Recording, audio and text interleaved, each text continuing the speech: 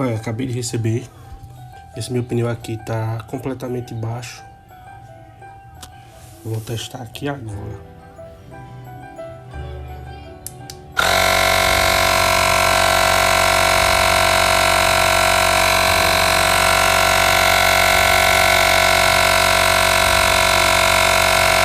O produto aqui, no meu ver, funciona assim. Esse meu pneu aqui estava completamente baixo.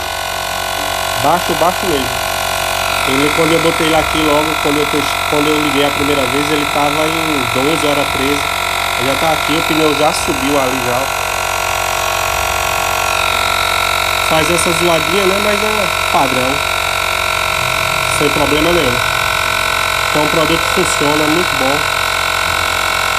Com certeza eu vou comprar um. Aqui, eu botei em 35 PSI.